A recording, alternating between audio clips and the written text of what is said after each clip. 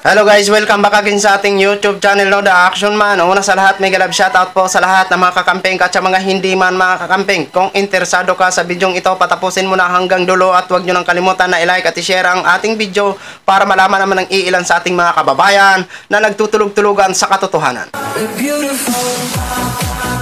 So muli naman nagbabalik ang nag-iisa nyong host na si The Action Man para magbigay ng komentaryo at reaction sa mga mainit ng issue ng bayan. So ito ho mga ka-action, mga kakamping, no, may gusto lang po ako na i-share about sa naging pahayag ni Senadora Riza Hontiveros ho mga ka-action. Tila ito po ay talagang swak na swak ito para kay Mr. President Bongbong Marcos, ang presidente ng Pilipinas na walang isang salita at walang isang paninindigan.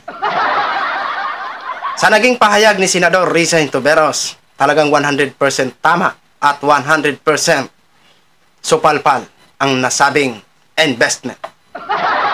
Para hindi ho tayo magtagal, panoorin na po natin ang nasabing video.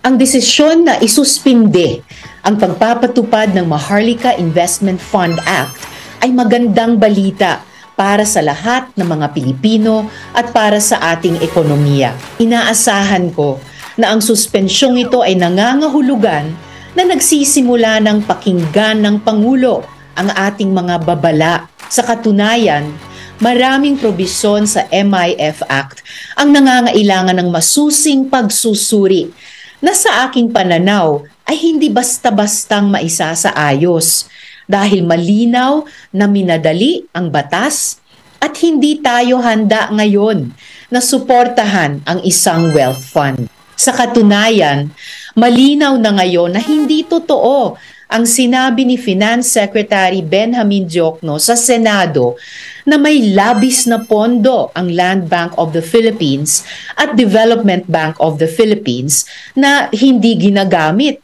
at maaaring ilagak sa MIF. Tila wala siyang kakayahang makita ang maaaring masamang epekto dulot ng panggugulo sa finances ng Land Bank at DBP. Dati pa naman siyang BSP governor. Ang MIF, kasama ng kanyang mga kahinaan, ay nakaambang bawasan ang kakayahan ng LBP at DBP na magbigay ng pautang para sa mga magsasaka, mangingisda at mga agri-negosyante ng higit sa 700 bilyong piso o 10 beses ang puhunan na kukunin mula sa kanila. Sa katunayan, ayon sa posisyon ng Bangko Sentral, kinakailangan na i-recapitalize ang DBP at Land Bank. Saan kukunin ang pondo para dito? Ito'y kukunin pa sa utang. Dapat manatiling suspendido ang implementasyon ng MIF Act hanggang maresolba ang bawat kahinaan o alalahanin hinggil sa batas na ito. Hindi dapat maging pabaya ang pamahalaan sa perang pinaghihirapan ng mamamayan. So yun na ho mga ka-action, mga kakamping, no, napakinggan na po natin ang mensahe ni Senadora Riza Hontiveros. At napakinggan na po natin na lumalabas ito si Secretary Diokno ay isang sinungaling. Dahil sinabi ni Secretary Diokno ay labis-labis ang pondo sa nasabing investment. Ngayon nalaman natin kay Senadora Riza na hindi pala. Sinungaling ka pala, Secretary Diokno. Para ka man lang si idol mo ha.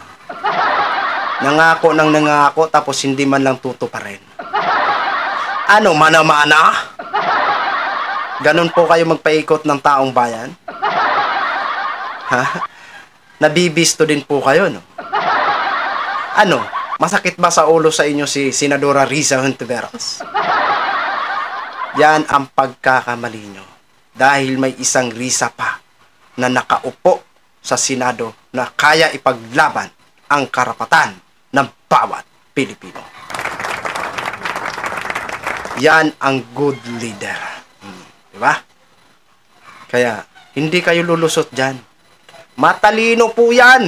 Hindi po yan syunga-syunga. Ubod ng talino yan si Senadora Riza Hontiveros. At doon naman sa sinabi ni Senadora Risa Hintoberos, na unti-unti nang pinapakinggan ni Mr. President Bongbong Marcos, pwedeng okay. Pero ang alam ko, walang isang salita si Mr. President Bongbong Marcos. Mabilis siya magdesisyon, pero kalaunan, umaatras din. Sa madaling sabi, wala siyang paninindigan sa isang salita, kung hindi puro na lang nga.